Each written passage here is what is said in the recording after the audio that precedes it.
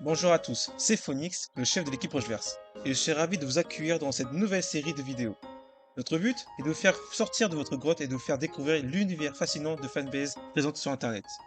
Et pour commencer en beauté, pourquoi ne pas plonger dans un fandom où le canon et fanon se mêlent d'une manière pratiquement intéressante. Avant de débuter, j'ai remarqué que vous avez beaucoup apprécié les deux premiers épisodes de Underverse que nous avons doublés. Un grand merci à tous ceux qui ont liké et partagé la vidéo. Alors, sans plus attendre, commençons cette vidéo. Undertale est un jeu indépendant créé par Tobyfox en 2015. Dans ce jeu, vous incarnez un enfant qui tombe du Mont Ebott et se retrouve dans l'Underground, un lieu mystérieux habité par des monstres. Ces créatures ont été bannies suite à une guerre avec les humains, et c'est ici qu'ils vivent depuis. Undertale est un RPG avec une particularité intéressante. Il propose trois fins différentes en fonction des choix que vous ferez.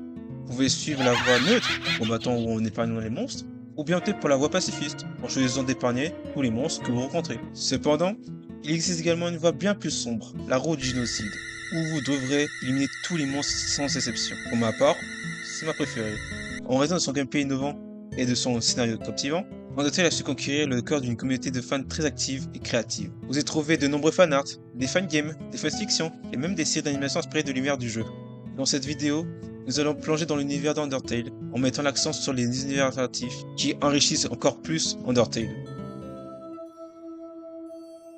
Les univers alternatifs, un concept créé par la communauté qui centralise la fanbase. Et certains c'est incroyable, et certains c'est décevant. Mais c'est toujours pas le cas. Tout a commencé avec le concept de reset du jeu, qui permet de tout recommencer en effaçant les souvenirs des personnages. Cependant, certains ont remarqué que Sans, un personnage important, se souvenait vaguement des anciennes timelines vécues. Cela a donné naissance à des idées fascinantes parmi les fans, où les timelines ont des bugs, et ces bugs modifient les comportements, actions, rôles et scénarios des personnages. Dans Underswap, les personnages inversent leur rôle. Par exemple, Toriel devient Asgore, et inversement.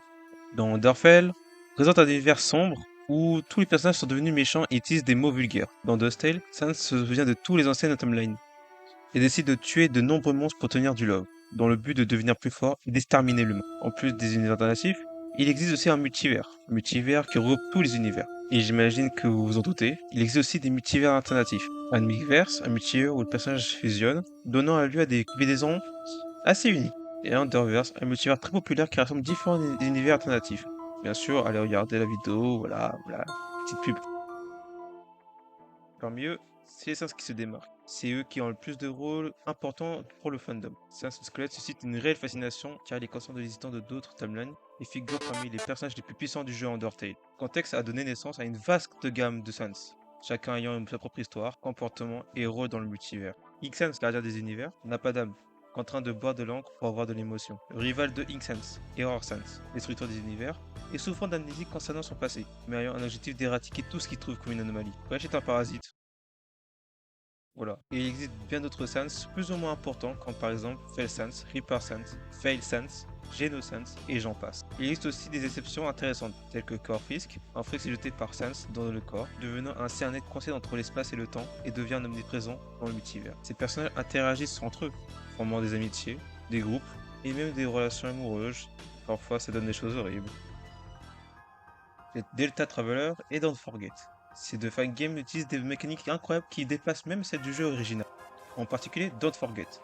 Il se présente comme un MMORPG d'Undertale. La plupart des fangames d'Undertale sont disponibles sur le site de GameJolt, offrant une variété d'expériences allant de l'innovant à l'amusement et voire parfois au décevant. Malheureusement, certains fangames sont parfois cancel en cours de développement. Il est aussi intéressant de noter que certains fangames sont encore en développement, comme Undertale Multiplayer et Undertale Nihilism. Ces projets suscitent beaucoup d'attentes de la part des fans, car ils promettent de nouvelles expériences passionnantes. L'univers d'Undertale est une source d'infini de créativité, de mystère et d'humour. Les fans s'inspirent de Toby Fox et utilisent cette liberté pour créer leur propre univers. Cela donne naissance à des séries d'animation, certains même doublés, des comics, des événements.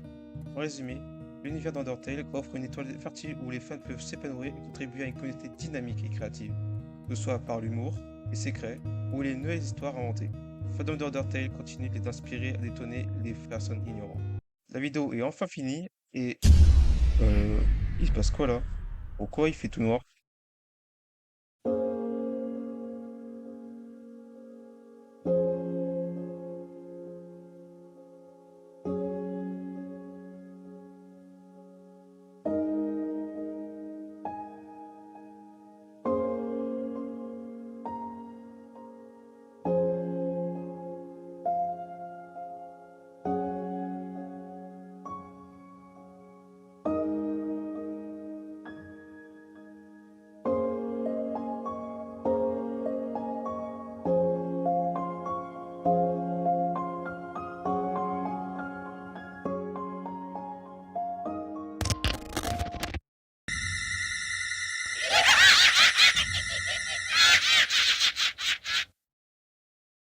Euh, eh ben, c'est bon? Visiblement non.